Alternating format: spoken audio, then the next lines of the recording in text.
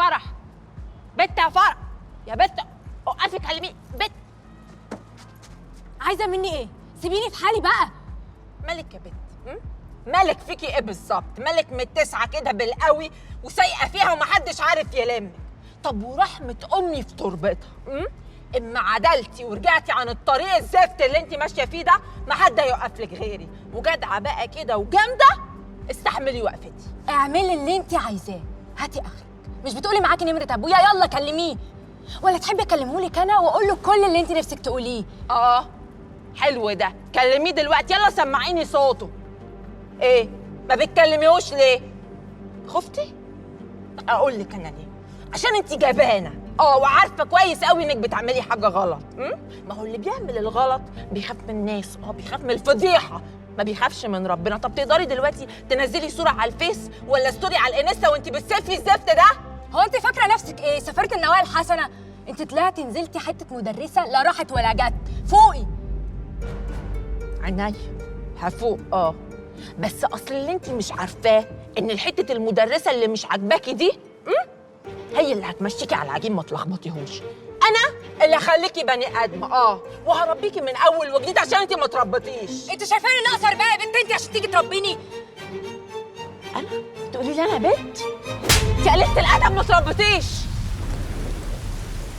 انت بتمطر، تعالي هنا. هو انت محدش قال ان اللي قتل مره قبل كده سهل قوي انه يقتل الثانيه؟ ما شاء الله ما شاء الله عليكي، قتلت قتله. والمفروض بقى دلوقتي ان انا اترعب من مين؟ من واحده زي يا بنت. ده انت فاشله. هتفضلي تاخدي الزفت ده لحد امتى؟ لحد ما تموتي؟ ده انا لولا ان انا لحقتك اخر مره كان زمانك رحتي فيها. ما اموت ولا بتاعي و60 نيله وانت مالك؟ هو انت كنت عرفتي ولية امر اختي؟ ايوه اختك بجد، من لحمك ودمك، وابوك يبقى ابويا. ازاي يعني؟ ايه اللي انت بتقوليه ده؟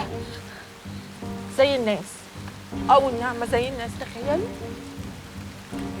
انا عايزاكي تروحي تقولي له في واحده كده مدرسه معفنه اسمها صدفه بتقول ان انا وهي اخوات وان انت ابوها. شوفي هيقول لك ايه.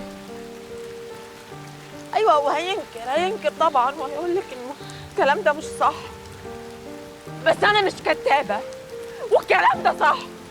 قولي له بقى ان انا لو رحت رفعت قضيه عليه هثبت ان انا بنته.